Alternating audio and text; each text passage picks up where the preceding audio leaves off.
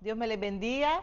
Mi nombre es Sonia Romero y tengo el privilegio de compartirles una pequeña enseñanza del gran Sermón del Monte que nuestro Señor Jesucristo lo mencionó o lo dictó a sus oyentes cerca de Capernaum, según los estudiosos de la geografía en Israel. Así que será una gran bendición que usted y yo nos internemos en este momento a saborear esta parte de las Escrituras. Dios me les bendiga.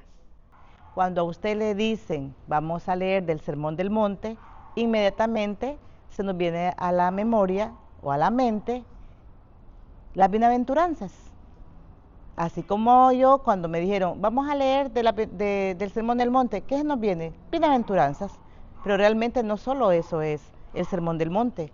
Compila del 5 al 7 los capítulos del libro de Mateo. ¿Quién fue Mateo? Pues Mateo fue uno de los discípulos de Jesús, llamado Leví, que era también un republicano, y el autor de este evangelio se lo denomina a él. ¿Por qué?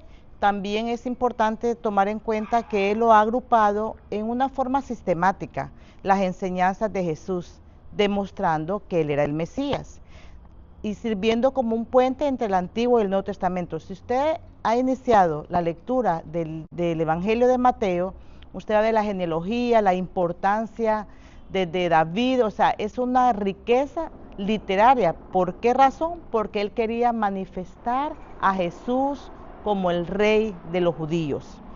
Y he denominado esta pequeña enseñanza un sermón que manifiesta el propósito del rey de los judíos. La mayoría de nosotros tenemos que tomar en cuenta que estos capítulos el Señor lo hizo en una colina cerca de Capernaum. Lo dicen muchos que lo dio solo a los discípulos, pero también había gran multitud. Si usted lee los capítulos anteriores, ve cómo la multitud seguía a Jesús. Estaba iniciando el ministerio de él en Galilea. Entonces vemos la importancia que él manifiesta de tener un corazón obediente, según el reino de los cielos que él vino a proclamar. Y vamos a verlo en una forma panorámica, la pequeña enseñanza de estos 3 capítulos, cómo lo agrupó nuestro hermano Pablo Hoff, el escritor del libro Se hizo hombre. Él lo ha desglosado en 6 temas principales, este gran sermón del monte. La primera es sobre las características de los súbditos del reino mesiánico. ¿Quiénes son los súbditos? Pues somos nosotros, los hijos de Dios, que hemos creído en el Señor Jesucristo como nuestro Salvador y Señor de nuestras vidas, y ahora pertenecemos al reino de los cielos que Él vino a proclamar. Cuando le llamamos de bienaventurado, que son los versículos 3 al 16 del capítulo 5 de Mateo, significa que el discípulo posee dentro de sí mismo un gozo celestial, una dicha que no es afectada por las circunstancias cambiantes de la vida. Y este gozo brota en el alma del creyente porque es poseedor del reino y de sus dones. Vamos ahora a desglosar las 8 características que nuestro hermano Pablo nos está enriqueciendo en este tema sobre el Sermón del Monte. Número 1, los pobres en espíritu. Son los que están desilusionados con su propia persona y reconocen su profunda necesidad espiritual. Cuando llama de pobreza y en espíritu, dice, ya cuando usted dice pobre, es una persona que no tiene riquezas materiales o de posesiones o de bienes. No, aquí es sobre la pobreza como espíritu. Desde que el hombre pecó, sabemos de que fue destituido de la gloria de Dios, entonces necesita enriquecer en el espíritu, es el conocimiento de nuestro Señor. Los que lloran, no es que usted y yo vamos a pasar llorando toda la vida, sino que es una actitud de que abrimos nuestra alma apenada a Dios y que Él nos consuela en esta vida. Pero también en Apocalipsis 21:4 dice la palabra que Dios enjugará toda lágrima de los ojos de ellos. Claro, lloramos, hay situaciones que el Hijo de Dios va a enfrentar en su caminar en el Señor, pero tenemos esa seguridad que el Señor es nuestro Dios, que también envió al Espíritu Santo para ser nuestro consolador en los momentos difíciles. Ahora vamos a ver de los mansos.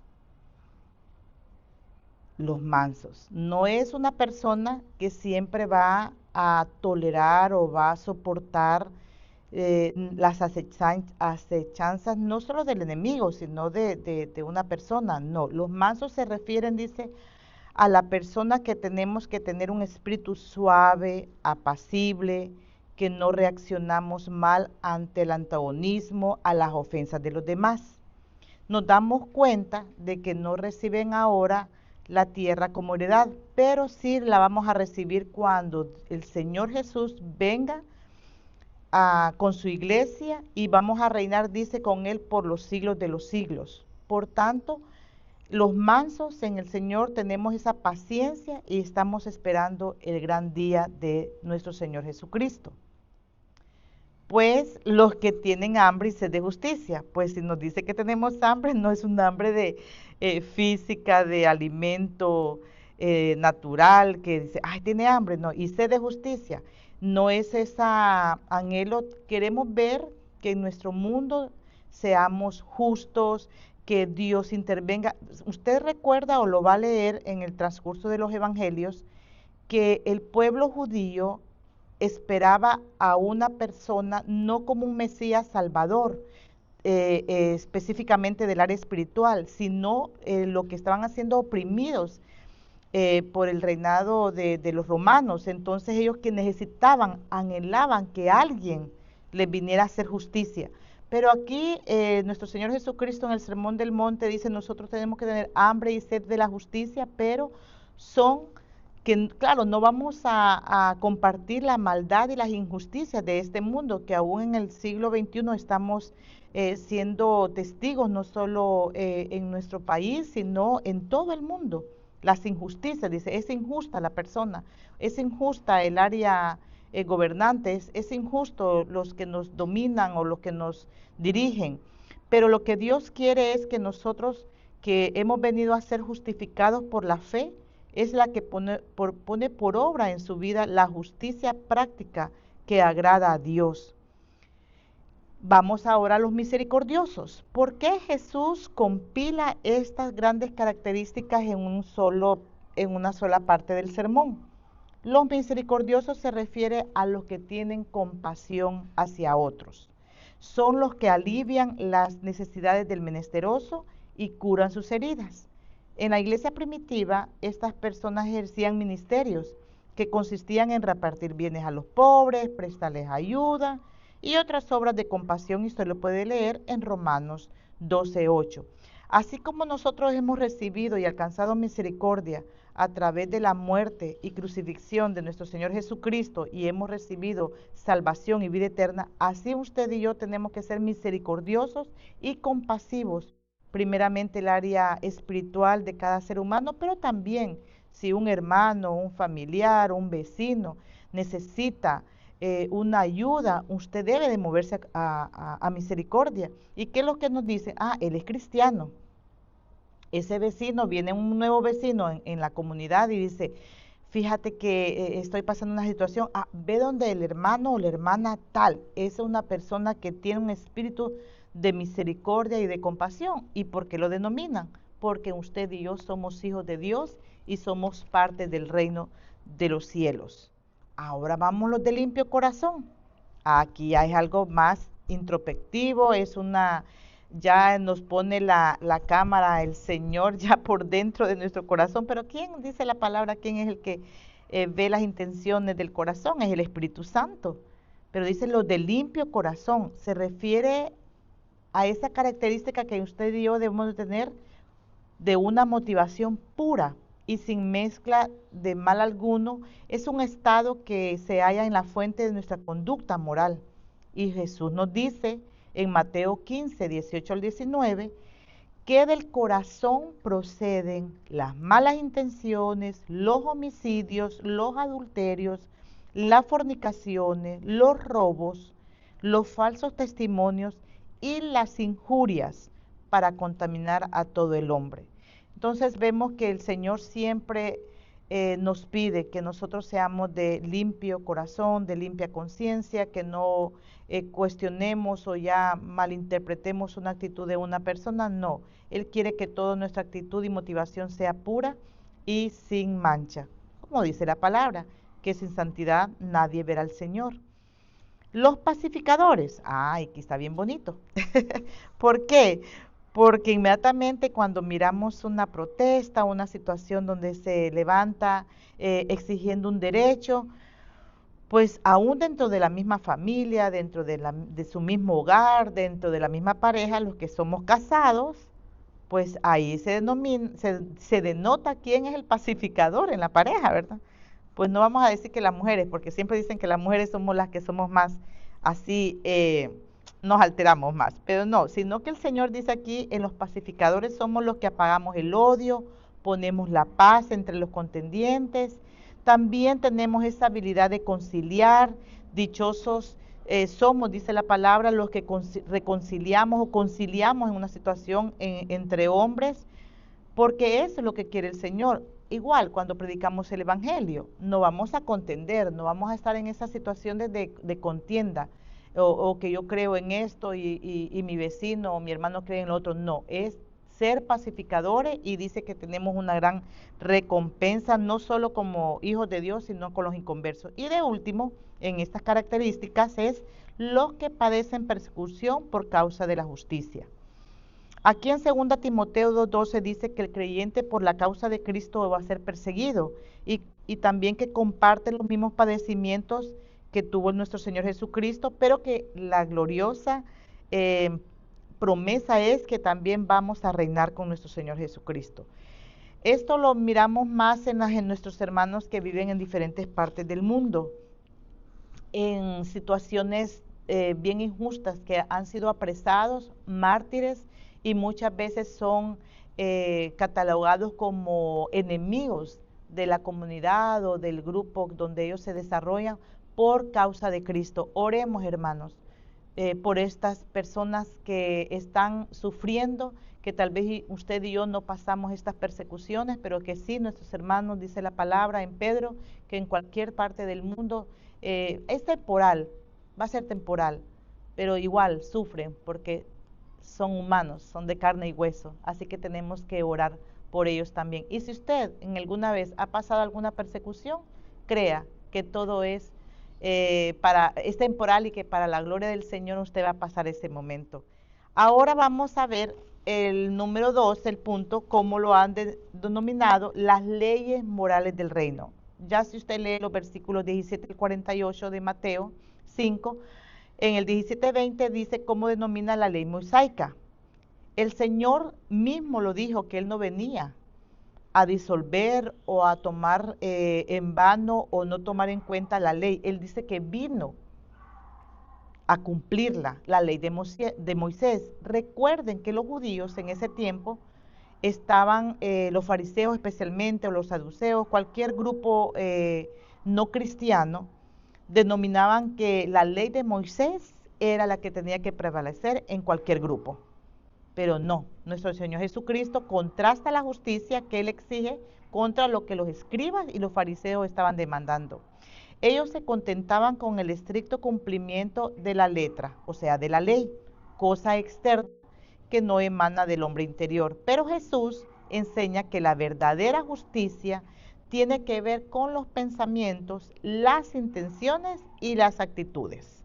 Y cuando usted interne un estudio sobre las epístolas, va a ver que esta actitud debe de brotar en nosotros y a través del corazón transformado, que solo lo hace el Espíritu Santo. La segunda ley en esta área moral del reino está el enojo.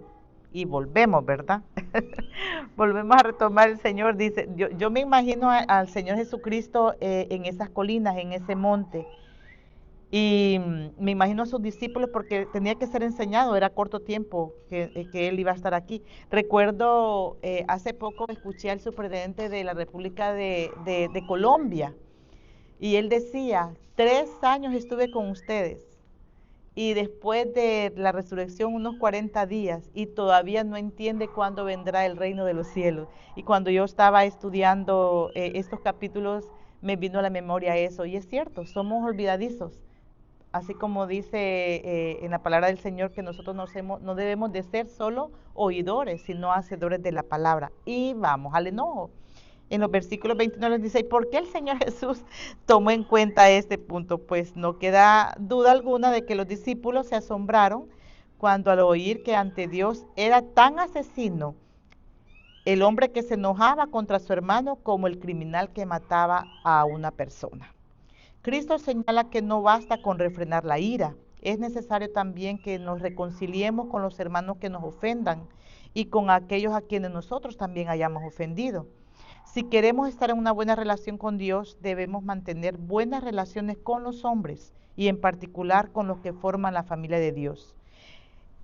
Y Pablo Hoff nos dice, el culto y el servicio cristianos pierden su valor si no son sostenidos por la armonía y el amor fraternal. Y nosotros lo experimentamos en la iglesia. Nuestra líder de consolidación nos dice que nosotros somos una familia, que somos un equipo, que si a mí ese día no me toca servir, pero si no hay alguien, tenemos que servir. Y ahí ella ve de diferentes caracteres, de diferentes temperamentos, pero así es el cuerpo. Imagínense un pastor en una congregación de 100, de 200, de 300 o de más personas. O el Señor Jesucristo estaba con 12 discípulos y parte de la multitud. Entonces, lo que quería nuestro Señor Jesucristo era que nosotros debemos de mantener la unidad, tenemos que tener ese amor entre el prójimo y que aún dice que el sol no se ponga sobre nuestra cabeza cuando estamos molestos, sino que nosotros debemos de ser con el fruto del Espíritu Santo, con la templanza y la mansedumbre. ¿Por qué toca el Señor en los versículos 27 al 30 sobre el adulterio? Aunque es el séptimo mandamiento, abarca todas las clases de la incontinencia y tiene como fin proteger y asegurar el matrimonio. El adulterio, usted recuerda cuando llevaron a la mujer delante de Jesús y que querían los hombres que fuera apedreada, como la ley de Moisés, y el Señor se puso a escribir en tierra. Él no estaba, como dice la palabra, o sea, él no estaba a favor de la mujer en esa área, sino que él tenía ese corazón compasivo y lleno de misericordia, porque él vino a perdonar al que estaba en pecado, y esa mujer también recibió perdón. Pero ¿qué le dijo Jesús? Vete y no peques más. El adulterio es una de las áreas más difíciles que se pasa en el hombre, en una familia. Debemos de orar para que el Señor nos ayude. Nosotros, usted y yo, que somos parte del cuerpo de Cristo, que también podemos tener un liderazgo, tenemos ya un grado de madurez, debemos orar, pero también apoyar a las personas que lamentablemente han pasado estas situaciones. No digamos el divorcio. Mire cómo el Señor lo relaciona, el adulterio, después habla del divorcio, y según Mateo, él lo hizo bien sistemático. Me gustaría estar con el Señor Jesucristo y preguntarle ahorita cómo hizo este bosquejo, cómo hizo este gran sermón.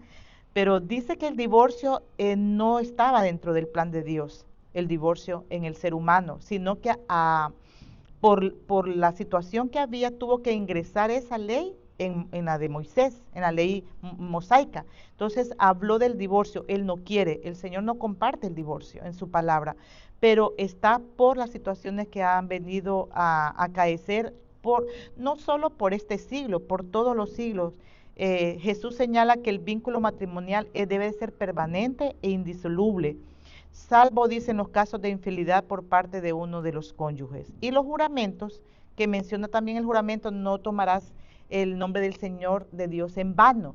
Pero él dice que lo relaciona más porque en ese tiempo cualquier cosa, no, en el nombre de Dios o por el Señor. Y a veces hasta usted y yo podemos hablar que Dios nos da esa palabra o que Dios nos dijo, y tenemos que tener también ese cuidado porque estamos jurando en vano en el nombre de Dios. Pero él recalca que si usted y yo tenemos que ir a una corte a ser testigo, ¿y qué le ponen a usted? Le ponen la Biblia y le ponen su mano y tenía que decir la verdad. Mire sobre qué libro está en una corte legal. Entonces usted tiene que decir la verdad. Y ahí no está tomando el nombre de Dios en vano. Hay que ser también responsables como ciudadanos, primeramente del reino, pero también ciudadanos en este mundo que estamos. Y nos vuelve a tocar el Señor el amor a los enemigos. Y usted y yo diremos, no tenemos enemigos. Tal vez no vamos a tener enemigos literales o enemigos como otras personas sí, hasta han tomado represalias y venganza sobre un enemigo, lamentablemente. Pero aquí dice que la ley de Moisés les indicaba a los jueces que debían castigar a los malhechores según la ley del talión. Que decía ojo por ojo, diente por diente. ¿Se pueden imaginar en ese tiempo si lo tomaran en cuenta? En algunos países dice que sí lo toman en cuenta, esa ley radical, según Éxodo 21, 23 al 25. Pero Jesús nos ordena amar a nuestros enemigos, a bendecirlos, a devolver bien por mal y a orar por nuestros perseguidores. Me gustó esta frase que nos dice el hermano Alejandro McLaren, es un escritor que dice que nadie puede odiar a otro si ora por él, ni puede orar por él si lo odia. Dice que la mejor manera de destruir la enemistad es amar de verdad al enemigo. Vamos a la tercera parte de este gran sermón, las observancias religiosas. ¿Por qué Jesús enfatizó en todo esto ya ahora en el capítulo 6 de los versículos 1 al 18? Jesús señala lo importante que es que todo lo que usted y yo hagamos sea por motivos correctos, incluso las observancias religiosas. Como recuerda, anteriormente dijimos que Jesús no vino a abrogar la ley, sino que vino a cumplirla. Él es el Cordero que vino a morir. En el Antiguo Testamento era un cordero que ponían sin mancha. Bueno, usted lea Éxodo y Levítico y va a tener toda una descripción de cómo debería de ser el cordero, que en ese tiempo les iba al sacerdote y les decía que con ese cordero nos limpiaba de pecado.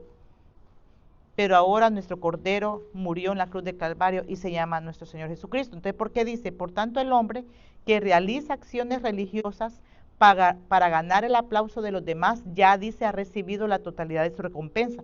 Es una recompensa terrenal, es una recompensa que será un momentáneo, el gozo. Pero ahora dice que en cambio lo que Dios quiere es que nosotros le adoremos, que estas observancias religiosas, como ahora que nosotros nos congregamos en una iglesia, somos parte del cuerpo de Cristo, usted y yo debemos de ir con un corazón contrito y humillado, con un deseo de alabar y adorar al Señor.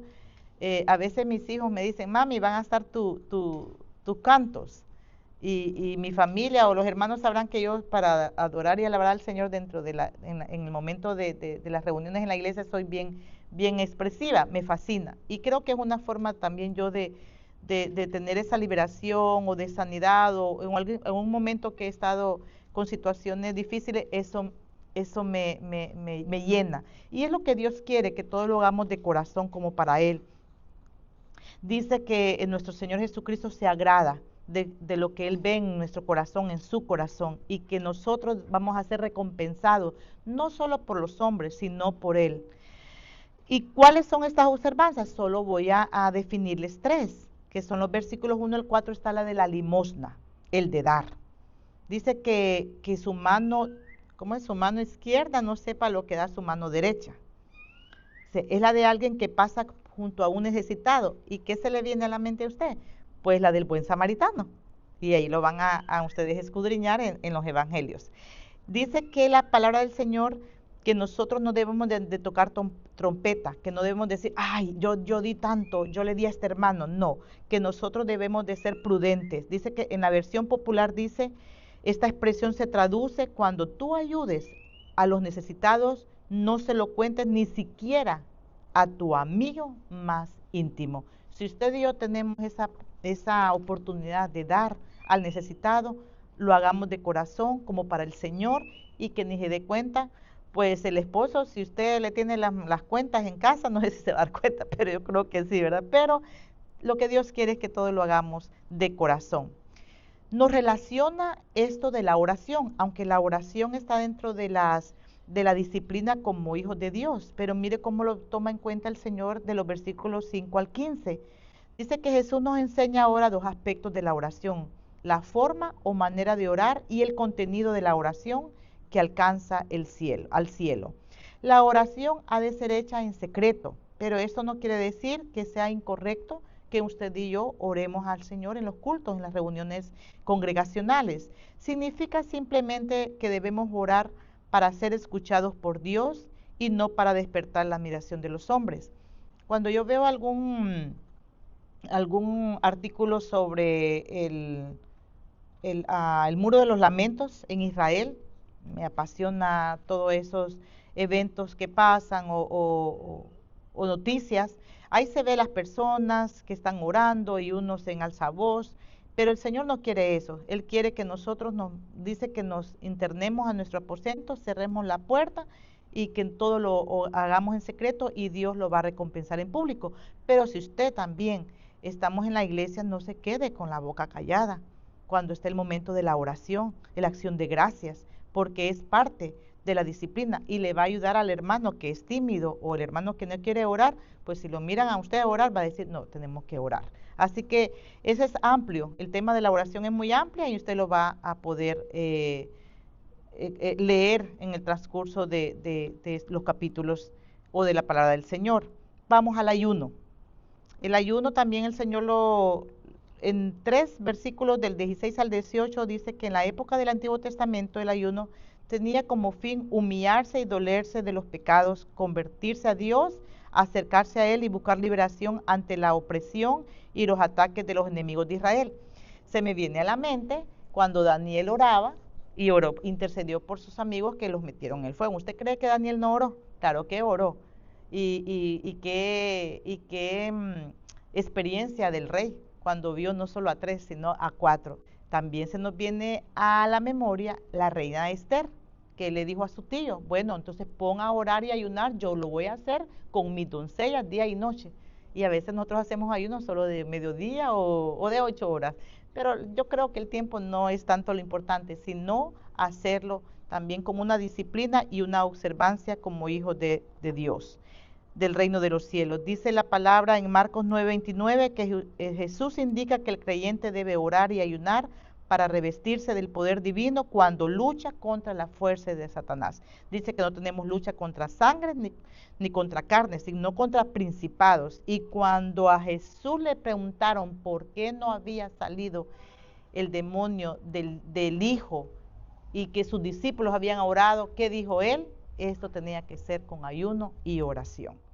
Vamos a la cuarta temática que el Pablo Hoff nos dice sobre el Sermón del Monte, es el desprendimiento de los bienes y la consagración a Dios, en los versículos 19 al 34. Nuestro Señor señaló 2 debilidades humanas relacionadas con los bienes terrenales, que es la avaricia y la ansiedad. Y por regla general, ¿quiénes pasan esas situaciones? La primera corresponde a los pudientes, a los ricos. Y cuando el joven rico fue y le preguntó a Jesús cómo podía ir al reino de los cielos, y le dijo todo, y él se desanimó, y muchos dicen que fue porque las riquezas predominaban más en él, según él no podía desperdiciar sus riquezas a los necesitados. Pero también dice la palabra que los pobres también tienen esa ansiedad y esa preocupación. Y Jesús lo relaciona en los versículos 19 al 24 con corazones y tesoros. Dice que el afán de adquirir bienes es propio de la naturaleza humana. El hombre dedica gran parte de su pensamiento y fuerza a la labor de acumularlos. Sin embargo, es una insensatez amontonar los tesoros de la tierra porque son pasajeros, carecen de permanencia.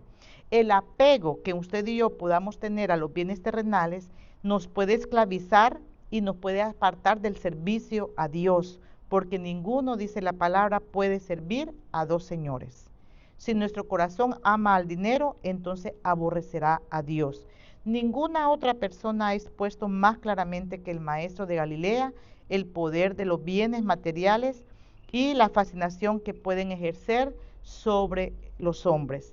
Pero también dice al pobre, al que está preocupado y afanoso, y en los versículos 25 al 34 nos dice cuál es el antídoto de la preocupación. Usted y yo vamos a pasar tiempos de escasez, Pero cuando dice que ni Salomón se vistió como se ha vestido los lirios del campo, y que si Dios tiene cuidado de las aves del cielo, ¿cómo no va a tener cuidado? Y usted y yo sé que hemos experimentado la provisión de Dios milagrosa en un momento oportuno, pero si nos preocupamos mucho, ¿qué nos dice? Debemos nosotros de demostrar que los bienes terrenales a costa de lo espiritual nos va a ser más ansiosos. El Señor quiere enseñarle a sus discípulos en ese tiempo y a nosotros hoy que debemos de dejar de preocuparnos por el sustento diario. En el Padre Nuestro dice que el pan de cada día, dánoslo hoy. Entonces, usted y yo hoy hemos comido y tal vez no trabajamos, lo invitaron. Yo he tenido experiencia en esta semana que me han invitado de mis gustitos, entonces, ¿para qué me voy a preocupar si sé que Dios me va a conceder las peticiones de mi corazón?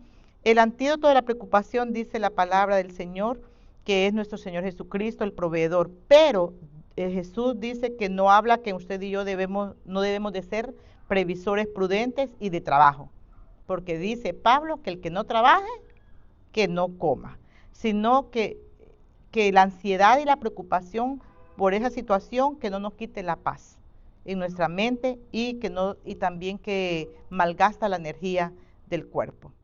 Vamos ahora con las relaciones del prójimo. No, hombre, este mensaje estuvo fuerte, ¿verdad? Por eso digo yo que el Señor no lo hizo un solo día, porque si es el gran maestro, entendía de pedagogía y sabía que no le podía dar toda esta palabra de un solo a sus discípulos y a los que le estaban escuchando. Ya vamos al capítulo 7, los versículos 1 al 12. Dice, no juzgar. Nuestra naturaleza afectada del pecado está propensa a criticar y censurar a los demás.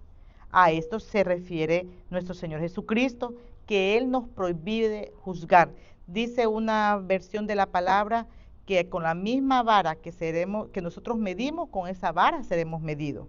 No habla contra aquella facultad de discernir entre el bien y el mal, sin la cual el hombre se convierte en un pobre ingenuo, no, sino que lo que Dios quiere que nosotros tengamos un buen espíritu, y que si nosotros no podemos juzgar a nuestro prójimo, porque miremos primero lo que está en nuestro ojo, mira lo que está en tu ojo primero, dice la palabra, antes de ver los errores y las faltas de tu prójimo, y que tengamos cuidado, que nosotros queremos encontrar defectos en todo, pero si ya nos dicen nuestros defectos, ya no nos va a gustar. La eficacia de la oración vuelve a retomar el Señor. Yo decía, Padre, ¿por qué vuelves a retomar la oración en esta parte de los capítulos del Sermón del Monte? Porque Él quería que nosotros la comunicación con Él fuera continua, para alcanzar un alto nivel de ser justos. La oración también es una comunicación, pero la palabra del Señor también nos redarguye. El Espíritu Santo dice que convence de pecado, de juicio y de justicia. Entonces nosotros debemos de tener esa oración eficaz, y dice que no nos cansemos de orar. Mire cómo le dijo a la viuda con el juez injusto. Ella empezó y iba todos los días. Entonces dice la palabra del Señor, que también Jesús dice, bueno, yo te voy a escuchar siempre, no te preocupes, si estás a cada día, no me cansas. Eso es lo que yo digo a veces, el Señor, uno cree que cansamos a Dios, no, porque es la forma de comunicarnos con Él. Y nosotros necesitamos recibir la ayuda divina y el poder del Espíritu Santo a diario. Y esta es la forma en que el Señor nos anima a orar y pedir el don del Espíritu Santo. Y venimos a la gran famosa, y la dejé de último, de la regla de oro. Dice que esta regla no era nueva, porque ciertos maestros paganos y judíos la habían establecido ya, pero con Jesús adquiere un nuevo sentido. Habla del amor que cumple todas las enseñanzas de la ley y de los profetas referentes a la conducta. La actitud del súbdito del reino hacia su prójimo es la ilustración más grandiosa que Dios, nuestro Señor Jesucristo, nos hizo aquí en la tierra. Cuando le preguntaron cuáles eran los 2 grandes mandamientos, y dijo, amarás al Señor tu Dios con todo tu corazón, con toda tu mente, con todas tus fuerzas. Y nos puso el apellido, digo yo a veces, y a tu prójimo como a ti mismo. Así que muchos famosos mencionan esta regla de oro, pero no saben, no tienen el discernimiento ni el conocimiento que usted y yo tenemos del Espíritu Santo. Cuanto más nosotros, como hijos de Dios, parte del reino de los cielos, tenemos que poner por obra esta regla de oro. Y para terminar, como dicen nuestros predicadores, para la conclusión, instrucciones referentes a la entrada en el reino, y lo va usted a estudiar en los versículos 13 al 29. Jesús ha presentado ya la naturaleza espiritual del reino de Dios, el carácter de sus súbditos y el elevado nivel de justicia que exige. No es fácil ser hijo de Dios, ser hijo del Rey de Reyes y Señor de Señores. ¿Por qué? Porque tenemos que humillarnos, negarnos a nosotros mismos y tener dominio propio. Pero de esta forma el maestro destruye las ilusiones del pueblo con respecto al reino. Como les mencioné anteriormente, los judíos en ese tiempo de Jesús necesitaban a un libertador, pero más del martirio que tenía de los romanos. Pero Jesús no vino a eso, nos vino a dar la salvación y la vida eterna, vino a reconciliar al humano con Dios. Y eso es más lo maravilloso, porque usted y yo estamos en esta tierra, pero somos peregrinos, y cuando suene la trompeta, si no nos hemos ido o el Señor no ha tomado nuestro espíritu, cuando suene la trompeta, usted y yo nos iremos con nuestro Señor Jesucristo. Y también nos enseñó que es necesario tomar una decisión, que si usted y yo vamos a ser parte de este reino, también tenemos que ser responsables en utilizar bien la palabra infalible de fe y conducta. Nos alertó de los falsos maestros. ¿Quiénes eran esos falsos maestros? Son los que predicaban por interés. Y usted y yo, ese es otro tema, pero usted lo puede escuchar o visualizar en este tiempo, que los que predican y falsifican la palabra de Dios hablan de visión de su propio corazón y alimentan a sus oyentes con vanas esperanzas. Lo dijo Jeremías. Lo invito a leer el libro de Jeremías, capítulo 23, versículo 16 al 32. Como en ese tiempo, como ahora, muchos están utilizando la palabra de Dios en una forma no adecuada. Hoy nos dieron una orientación de plantar obras y de la importancia que tenemos, o la responsabilidad que tenemos como hijos de Dios de predicar el evangelio. Pero si usted y yo vamos a ser responsables de un ministerio en la iglesia, el pastor le confía a usted un grupo de personas, tiene que ser versado en la palabra de Dios y no puede alterar esta palabra que es divina. Y cómo nos va a alertar el Señor también a través de la llenura del poder del Espíritu Santo, porque ese día cuando les mencioné del superintendente de Colombia, decía, ay, me voy a ir, papá, Padre, llévame, y voy a mandar al Consolador, al Espíritu Santo, para que esté con estos mis hijos, para que entendamos. ¿Por qué dijo Jesús que iba a venir el Espíritu Santo? Porque Él nos iba a recordar y a enseñar. Así que tenemos ese gran privilegio de tener a nuestro Espíritu Santo, y emplea para ello una serie de contrastes: la puerta estrecha, la ancha, el camino angosto y el camino espacioso, los falsos profetas y los verdaderos, los cimientos superficiales y los profundos y permanentes. Nuestro Señor termina su discurso con una parábola que pone de relieve lo importante que es poner en práctica sus enseñanzas. En Lucas se encuentran detalles de que no se hallan en Mateo. El oyente prudente toma 3 pasos: acude a Jesús, oye sus palabras y las pone por obra. Y vamos a terminar como nuestro hermano Francisco Cook desglosó o concluyó con este Sermón del Monte.